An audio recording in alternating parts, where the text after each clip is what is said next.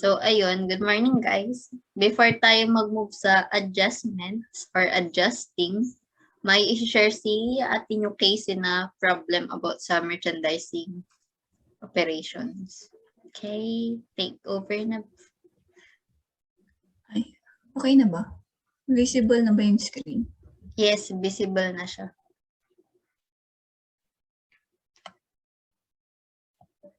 Naka-full screen na ba siya? O, charot. Yes. Naka-full screen. So, ayun. Bago tayo mag-proceed sa adjusting entries, magsagot muna tayo ng dalawang problem. So, don't worry kasi madali lang naman tong problem. Parang basic lang siya. Parang ituturo lang yung concept para kapag naka-encounter kayo ng mga complex na problem, so madali na lang siya. So ito. So, problem 18, basahin. Ay, meron ba yan sa book nila? I think, oo. So, ayun, dito na lang tayo So, sabi sa problem 18, basahin ko muna. The following information pertains to the Leopoldo Valdez School Chairs. So, yung transportation in is 172,000. Merchandise inventory beginning 1,200,000. Merchandise ending 1,900,000. Purchases 4,300,000. Purchase returns and allowances 129,000. And the purchases discounts of 215,000. So yung requirement dito is prepare the cost of goods sold section of the income statement for the year ended December 31, 2021. So ganito siya i-compute. So ayan. Ay, hindi pala siya. Wait lang. Hindi pala siya may edit. Ganito na lang. So ayan, sabi 'di ba yung merchandise inventory niya beginning is itong 1,200,000. So ito yung 1,200,000. Tapos i-add natin yung net cost of purchases, which is the computed as 4,300,000. Tapos i-less natin doon yung purchase returns and allowances, pati yung purchase discount na 129,000 tsaka 215,000 to get the 3,956,000. I-add natin dito, as well as i-add din natin sa merchandise inventory beginning yung transportation in na 172,000. Ito. So, pag pinag-add natin yan, yung makukuha natin is goods available for sale na 5,328,000. Tapos, saka natin ililess yung itong ending inventory na 19. So, ayan. So, meron ba kayong calculator? Pa-help naman ako mag-solve. para may interaction tayo. Charot. Fighting. Hindi ko talaga siya nilagay para wala lang.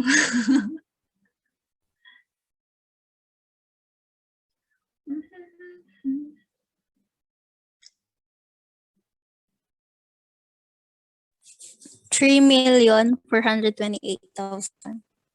So, ayun. Tama yung sagot. 3,428,000. So, ayan. Ganun lang siya kadaling isolve yung cost of goods sold. So, dahil nakuha naman na natin yung sagot, proceed na tayo sa second problem. Yung problem 19.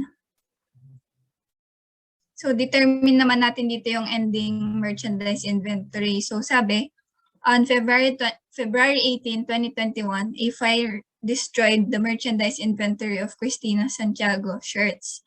So, on the following information was available from the entity's accounting office. So, ayan, binigyan yung mga dito, yung cost of goods sold, transportation in, merchandise inventory beginning, purchase discount, purchase returns and allowances, and purchases. So, kung makikita nyo, wala dito yung ending inventory. So, yun yung kailangan natin ditong i-compute. So, ayan, ganito siya. Kailangan natin mag-work back. So, dahil binigay nyo na dito yung, yung beginning merchandise inventory na 300,000, tapos nandito na din yung cost of goods sold, tapos yung transportation in ganun. I-ano na lang natin sila, i-plot na lang natin sila doon sa nakalagay sa, nakalagay na formula. So, ang nawawala dito is itong merchandise inventory. And so, paano natin siya makukuha? So, mag-start tayo dito sa merchandise inventory beginning. Tapos, i-add natin yung purchases na binawas yung purchase returns and allowances as well as the purchase discount. So, we will get 1,247,400. Tapos, i-add natin ulit yung transportation in. So, pag pinag-add natin yung tatlo, ang lalabas is 1,587,000. So, kung ang lumabas sa cost of goods sold is 1,260,000, ano yung ililess natin dito na amount para makuha natin ito? So, pa-solve ulit. O, hindi ako tamad mag-solve ba? Talagang hindi ko lang yun nilagay. Para meron tayo wala lang. 307,000 po. Less So, po ayun. yung 1 mil, yung cost of goods sold, tsaka po dun sa goods available for sale So, para po makuha yung ending. So, ayun, tama, 327,000. So, ayun, ganun lang siya kadali. So, basta alalahanin lang natin na if ever na meron silang alisin dito na isang amount or meron silang ipapasold dito na hindi cost of goods sold kaagad. So, dapat alam natin kung paano tayo mag-work back dito.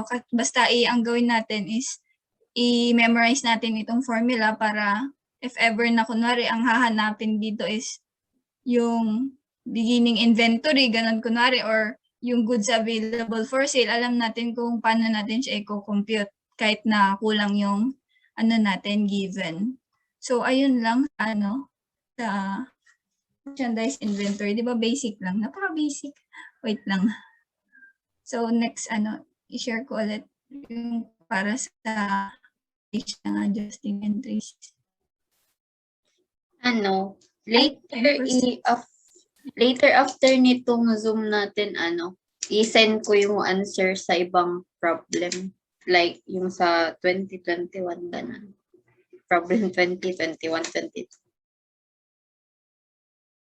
So, sa adjusting the accounts na tayo, ang magre-report is sina atin yung Cara and atin yung Anarica. So, start na ba?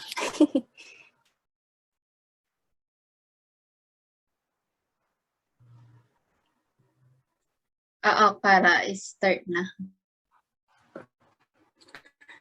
So, dito sa adjusting entry, since naman na-discuss na to sa inyo, parang short lang tong prepare namin. So, proceed na tayo.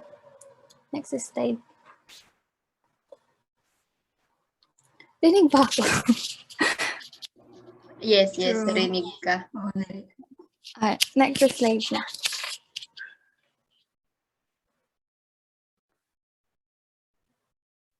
Hindi po ba siya na-next? Hindi pa sa akin. No, try mong i-click yung enable editing sa screen mo.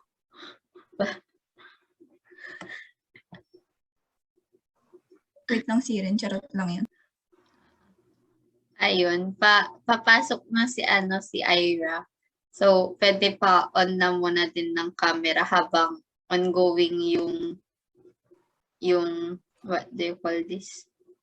Para i-take ko na lang habang nag-start ng discussion para hindi na tayo mag-take later. Ay, yung sa taas ba, yung enable editing.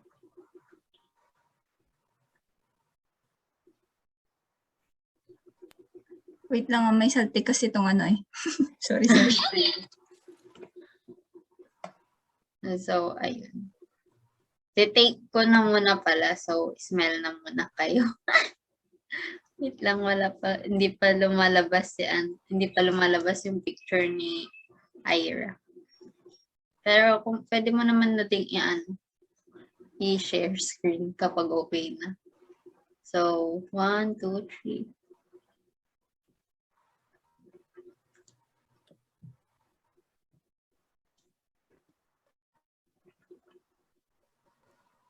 Ayan, visible na ba siya?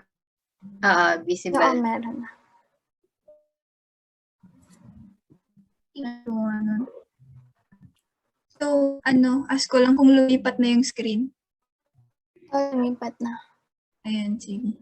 So, Ganito start na na lang tayo. siya. Sa adjusting entry is, bakit nga ba kailangan natin na mag-adjust? So, this is the following, the need for the adjustment because we want to reflect and complete in the accounts information. Most likely sa financial statement, gusto nating kompletuhin yung mga nangyaring transactions. And there are transactions kasi na unrecorded, meaning is hindi pa natin nalilista yon.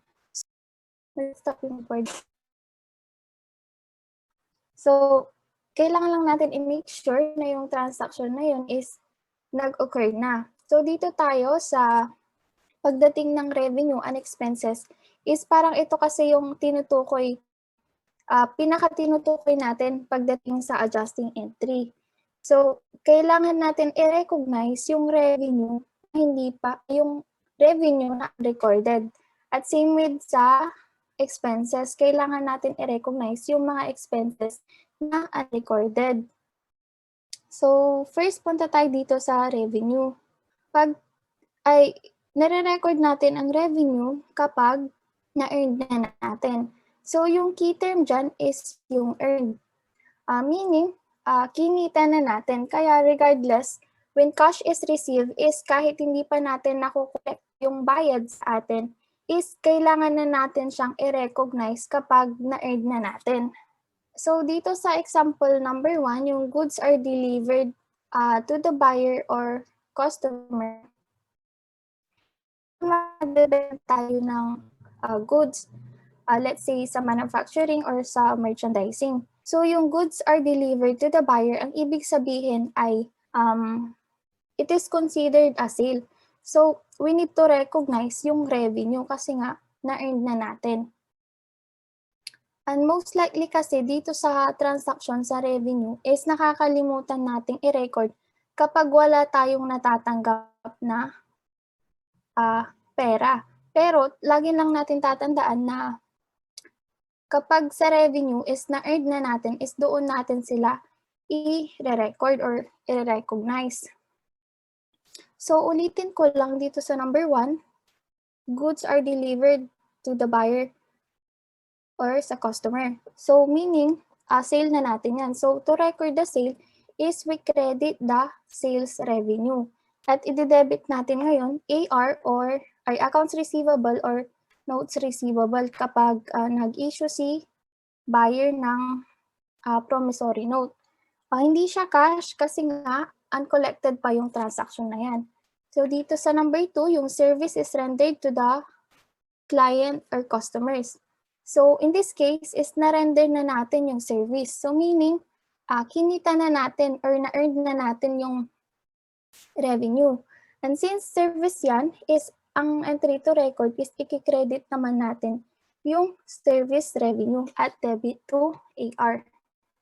So dito naman sa expenses is i-record natin yung expenses kapag na-incurred na natin. So meaning kapag na-incurred na natin is nagamit na natin or na-consume na natin. So parang expenses na kasi natin yan, kaya regardless when cash is paid, na kahit hindi pa natin nababayaran, in the future naman is babayaran natin yan. So kailangan natin i-recognize. So dito sa example number 1, yung rent used but not yet paid. Rent used, nagamit na natin yung renta or nagamit na natin yung facilities na nirentahan natin. So in that case, meron tayong babayaran, kaya kailangan natin mag-recognize. So pagdating naman sa revenue at expenses, kunwari sa revenue na earned mo siya this year, is kailangan mo siyang i-recognize this year. Same with sa expenses, kapag na-incurred mo siya this year, is hindi pwedeng i-recognize mo yan next year kasi next year mo siya babayaran. Dapat, kung na-incurred mo siya this year, is dapat this year mo siya i-recognize. So dito naman sa unpaid salaries of employee, yung unpaid salaries na earn na yan ng employees natin. So nagbigay na ng service, and it is rightful naman na bayaran natin. So to record the unpaid salaries is i-debit natin yung salaries expense and i-credit natin yung salaries payable since hindi pa yan nababayaran. Next slide. Dito sa effects of the adjustment, una yung sa transaction analysis. Dito sa transaction analysis, ang ginagawa natin dito is ina-analyze natin yung mga transaction. At yung bawat transaction na yun is naapektuhan siya sa increase or decrease the asset or yung liability, capital, and income natin. So after natin in-analyze yung transaction is pupunta naman tayo dito sa general journal. Ang ginagawa natin dito is yung nire-record natin. Nagkakaroon tayo ng debit or credit. So sa general journal, it shows the effect of the transaction. So yung in-analyze nating transaction dito sa number 1 is i-journalize natin. I-journalize lang natin yung mga ina-analyze nating transaction. Yan, sorry. So for example, dito nagkaroon ka ng purchase on account. So i-debit mo yung purchases at i-credit mo on accounts payable. So after natin i-journalize lahat ng mga transaction, is pupunta tayo dito sa ledger or posting. So dito sa ledger is ang example yung sa T account at it shows the ending balances of the account. So yung generalize natin is ilalagay lang natin sa T account para makuha yung ending balances ng mga account. So after nating makuha yung ending balance ng mga accounts is pupunta tayo dito sa trial balance na unadjusted. So dito nakalagay yung mga asset, liabilities, and capital. Pero hindi ganyan yung format niya. Parang sa asset nakalagay yung cash, inventory, or accounts receivable. Ganon. So unadjusted pa yan. So after natin, pupunta tayo dito sa adjusting yung gagawin natin ngayon. So at the end of the reporting period, syempre may mga hindi tayo na-record. So dito sa adjusting is i-record lang natin. So yung sa adjusting entries is a preparation of the financial statement. So after nyan, dito na tayo sa adjusted trial balance. So next slide. Dito sa general types of the adjustment, meron tayong deferrals and accruals. And each adjusting entry affects a balance sheet and income statement. So dito sa adjusting entry, ang naapektuhan niya is yung balance sheet at yung income statement. So hindi pwedeng balance sheet lang yung naapektuhan niya, dapat yung sa income statement din. So pag sinabi nating balance sheet, andyan yung mga asset, liabilities, and capital. Sa income statement naman, andyan yung income and expenses. And dito sa una, yung sa deferrals, it is a postponed recognition of expense and revenue. So kapag sinabi nating deferred asset, ang example dyan, yung mga prepaid rent, prepaid insurance, and supplies. So dyan kasi nagkakaroon tayo ng advance payment. So dito sa deferred asset, nirecord mo siya as an asset. Pero at the end of the reporting period, may mga portion dyan na nagamit na natin or nag-expired na. Kaya at the end of the reporting period is magre-recognize tayo ngayon ng expense. Kaya doon na-postpone yung recognition ng expense. So dito naman sa deferred liabilities, ang example is yung unearned service revenue. Kapag sinabi nating unearned service revenue is nakatanggap na tayo ng bayad o binayadan na tayo pero hindi pa natin na-perform yung service. Kaya na-recognize natin siya as an unearned service revenue. Yung unearned service revenue is liability natin yan kasi hindi pa natin na-perform yung service. Next slide na.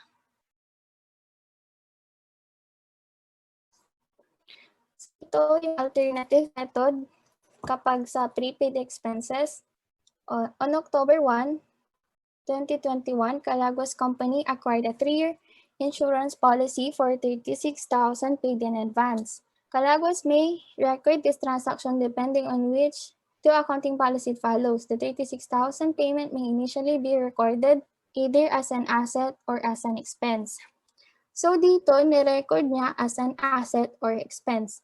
So dito muna tayo sa asset method.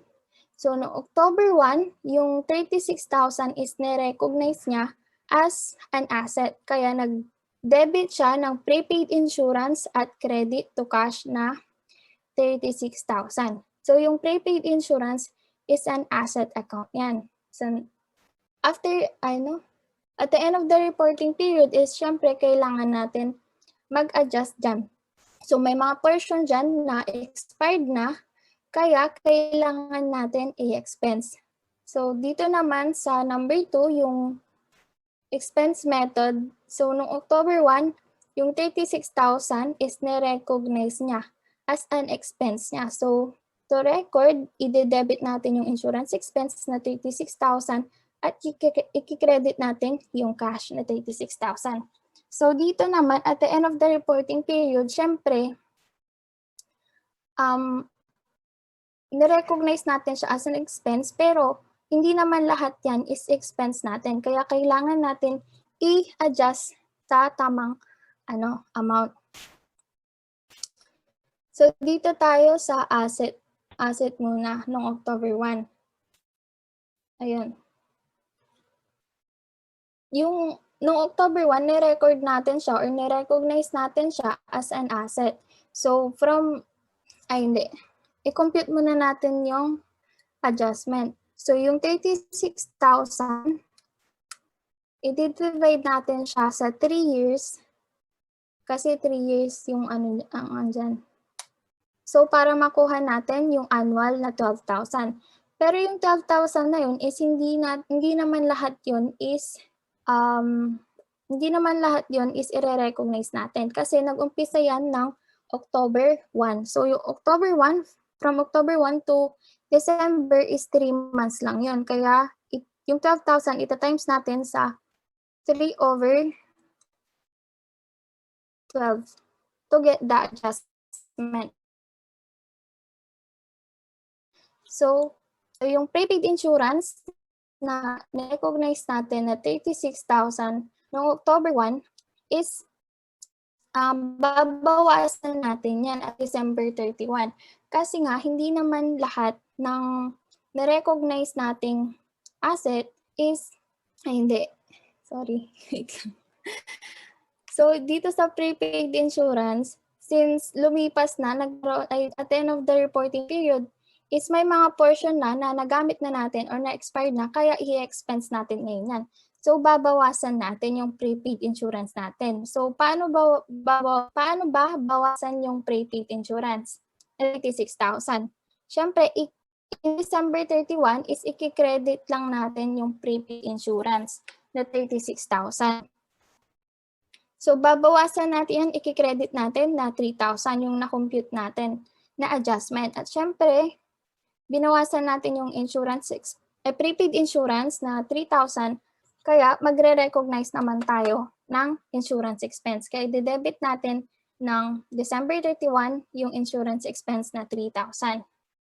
At pagdating naman dito sa expense method, di ba no October 1, ni-recognize na natin yan as an expense natin. Pero at December 31, hindi naman lahat yan is expense natin. So, babawasan natin yung insurance expense. So, para bawasan yan is i-credit naman natin yung insurance expense ng December 31. So, credit natin yung insurance expense na 33,000 at nag-debit tayo ng prepaid insurance na 33,000. At yung sabi ko nga kanina, pagdating sa adjustment is ang naapektuhan niya is yung sa balance sheet account at yung income statement. So yung prepaid insurance is an asset account at yung insurance expense is an income statement naman. So yung effect niya sa adjusting entries kapag sa asset is yung nasa baba, yung December 31 balances, yung prepaid insurance is 33,000 na lang. So paano nangyari yon? Di ba nung una ni-recognize natin lahat ng 36,000 na prepaid insurance at nung December is nag-credit tayo ng 3,000. So yung 36,000 less the 3,000, kaya naging 33,000 yung prepaid insurance natin. At syempre, nag-recognize tayo dyan ng insurance expense na 3,000. Pagdating naman dito sa expense method ng December 31 balance, yung insurance expense natin na 3,000. Di ba sa expense nung October 1 is na-recognize na natin lahat ng 36,000 as an expense natin. Pero nung December is binawasan natin yan ng 33,000. So yung 36 less 33, kaya nagkaroon tayo ng insurance expense na 3,000. At nag-recognize din tayo ng prepaid insurance na 33. Next slide.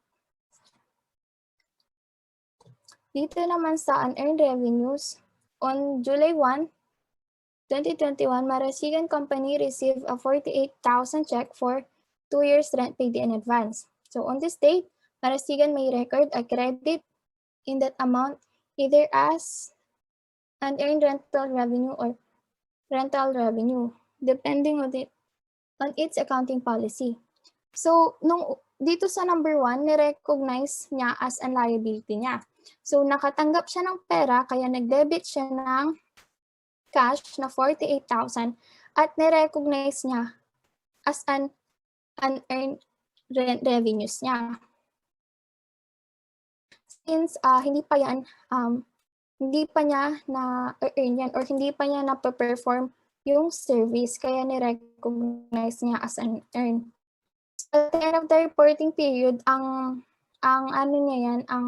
adjusting niya is magre-recognize tayo ng revenue. So pagdating naman dito sa number 2, yung ni-recognize niya na as an revenue niya. So yung July 1, yung entry, nakatanggap siya ng cash, kaya dinebit yung cash at kirinedit niya yung rent revenues na 48,000. Ni-recognize niya as an rent revenues niya. Pero magkakaroon tayo ng adjustment since yung rent revenues na yan is hindi pa naman niya lahat revenue, is ang gagawin natin, i-adjust natin. So dito sa liability nung July 1, so i-compute muna natin yung adjustment pala, sorry. So yung 48,000, i-divide natin siya sa 2 years to get the annual na 24. So yung 24,000 na yun is hindi naman lahat yan i-recognize kasi nga nag-umpisa siya ng July 1 to December 31. So yung July 1 to December is 6 months yun. Kaya yung 24,000 times natin sa 6 months ay 6/12 to get the adjustment na 12,000. So yung unearned revenues natin na 48,000 is ngayon magre-recognize tayo ng 12,000 na revenue. So ang gagawin natin, yung unearned revenues, babawasan natin yan ng 12,000. So para bawasan yan is i-debit lang natin in December 31. So dito nag-debit tayo ng unearned revenues na 12,000. Siyempre, binawasan natin yung unearned revenues natin, nag-recognize tayo ng rent revenues. Kaya kinedit natin yung rent revenues na 12,000. So dito naman sa revenue method, yung July 1, ni-recognize niya as an revenue niya. So since ang na-compute lang natin na revenue is 12,000, kaya babawasan natin yung rent revenues. Para bawasan yung rent revenues is i-debit natin in December 31. So nag-debit tayo in December 31 na rent revenues na 36,000. At syempre, recognize natin yung iba na hindi pa na-earn. Kaya ilalagay natin sa unearned rent revenues natin. So yung effect ng adjustment is, as dito sa liability, yung unearned rent revenues is 36,000. So paano nangyari yon? Yung unearned nung July 1 na 48,000 is binawasan natin ng December 31 na 12,000. Kaya naging 36,000. At nag-recognize tayo ng rent revenues na 12,000. So, dito naman sa as an income, yung December 31 balances, is nagkaroon tayo ng rent revenues na 12,000. Bakit? Kasi nung una, di ba, July 1, nirecognize na natin yan as an, yung 48,000 as an rent revenues natin. Pero, binawasan natin yung rent revenues natin na 36,000. Kaya yung rent revenues natin is naging 12,000 na lang. At nag-recognize din tayo ng unearned rent revenues na 36,000. So, yun lang yung discussion about sa deferrals. Next reporter na yung mag-discuss ng accruals. Okay, next. Wait lang. Before tayo mag-move sa Select na lang. approval, i-end ko na to kasi less than 1 minute na and then balik na lang para diretso na lang tayo. So, ayun. Thank you. Ko na tong record. Pero pa-open ako ng cam kasi mag-take tayo ng picture. See, okay. Wait lang. Ayun. So, iti-take ko na, guys. 1, 2, 3.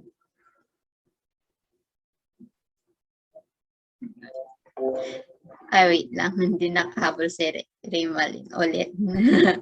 1, 2. Ayun. 1, 2, 3. Ayun. Sige na. Okay na yun. Pwede na mag-share screen.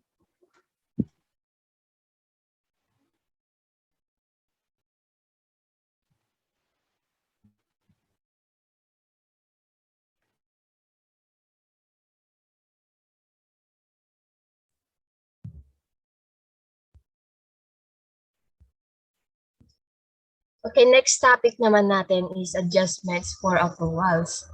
Merong iba't ibang klase ng accruals, mga accrued expenses na madidiscuss natin mamaya. So next slide please.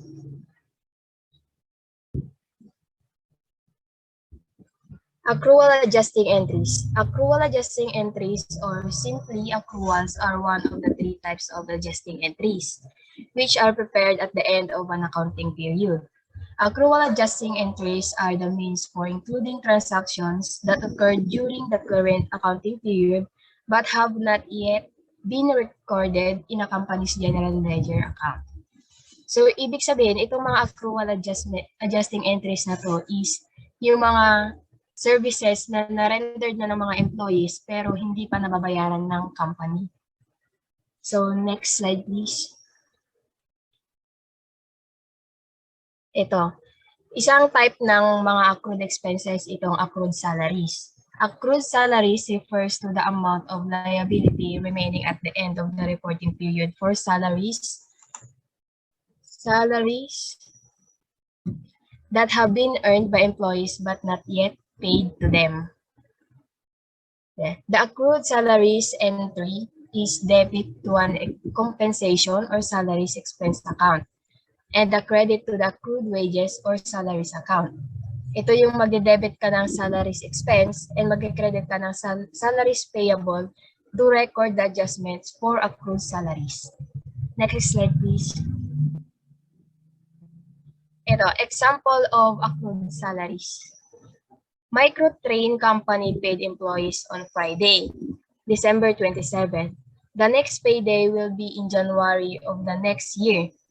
We need to do an adjusting entry to record the salary earned by employees from December 28 to 31 of this year. December 28 and 29 are weekend days, and employees do not work those days. So, ibig sabihin, hindi kasali yung 28 at 29 sa mga mababayarang araw ng employees. We need to account for 2 days, December 30 and 31. 30 at 31 lang yung mababayaran sa mga employees. Kaya sabi dito, if yung salary nila per week is 900 per week for a 5-day work week, which is 900 divided by 5, ang magiging daily salaries nila is 180.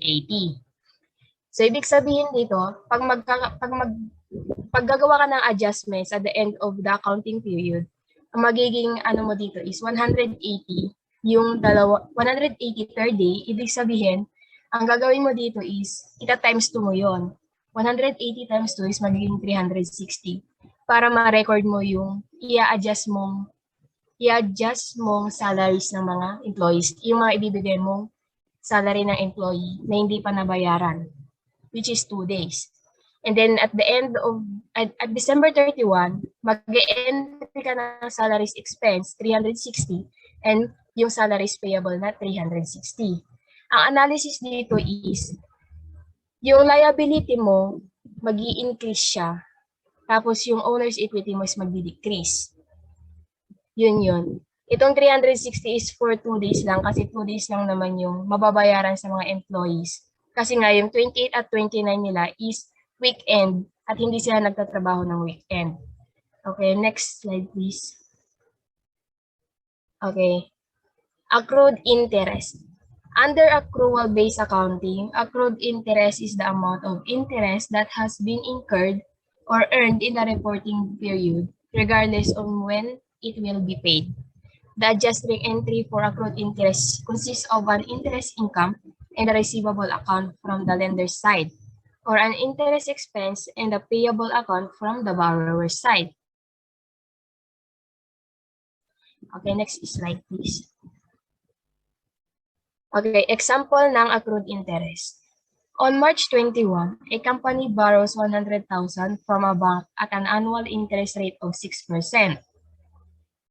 And its first interest payment is due in 30 days on April 20. The annual interest is 6,000. Yan yung isa makukompute mo kapag ito. 100,000 times 4%. And the monthly payment is 500. Which is 6,000 divided by 12 kasi 12 months per year. Ito yung magiging monthly niya, 500. Assume the accounting period ends on March 31 for both the lender and the borrower. The interest payment incurred within the period of March covers 10 days. Therefore, the accrued interest for the accounting period will be 166.67.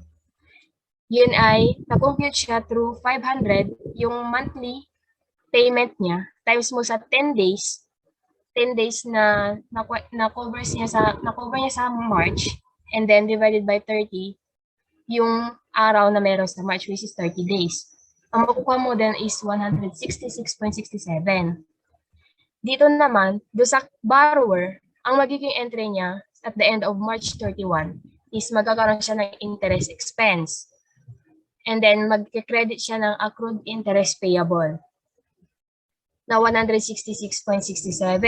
Sa lender naman, sa nagpahiram ng pera, at the end of March 31, magkakaroon siya ng entry na accrued interest receivable kasi makaka-receive siya ng interest na makaka-receive siya. And then the interest revenue, which is yung income niya, na 166.67.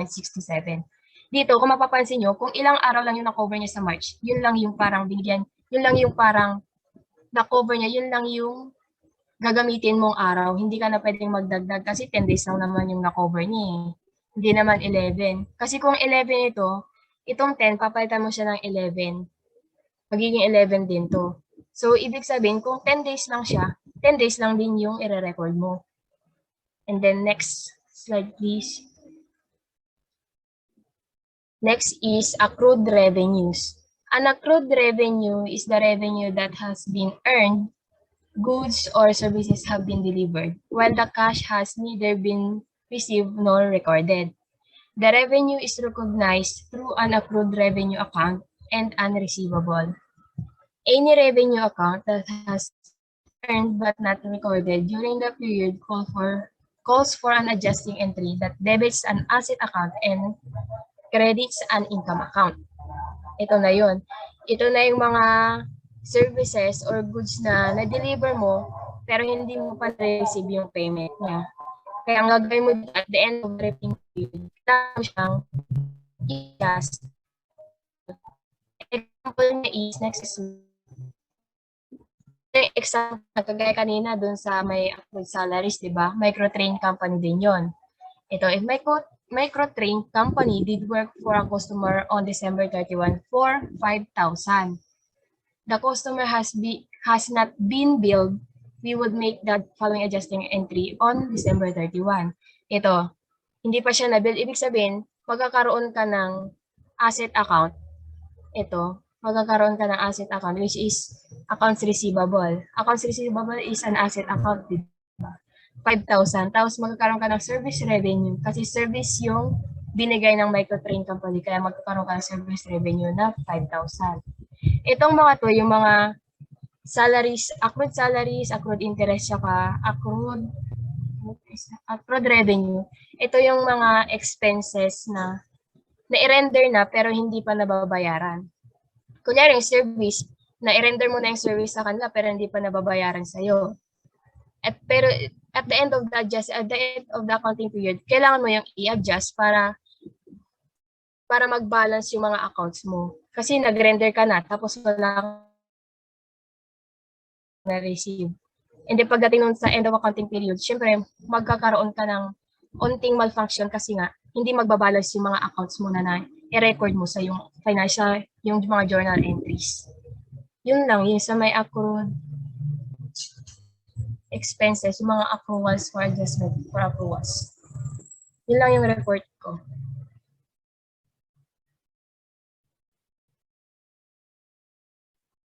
Ayun guys, kung may tanong kayo kasi wala kaming na-prepare na problems, something like that. Wala din dito yung mga pwede kayong magtanong if may tanong kayo. Or yung mga reporters kung may gusto pang i-clarify.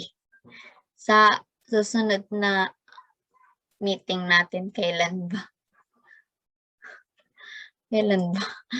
Just, anong araw? Walang pasok ata. Or baka may pasok tayo ay. Ako break! Char. Wait lang, Ay, naka-record pa. May mga day pa na, ay, Wait lang. Sayang. I-stop ko yung record, pero siguro sa next meeting natin, if kailan Ikat man, mo to, ikat mo. ikakat ko. Huwag kayo mag-alala kung ano man, so dito, kapag next meeting natin about sa mga problems, then siguro magtitingin na din kami nung mga dati naming quizzes, kung nasa amin pa ba, para maituro namin kasi, ayun, baka ma-encounter nyo, para alam nyo na. Pero i-stop ko na yung recording.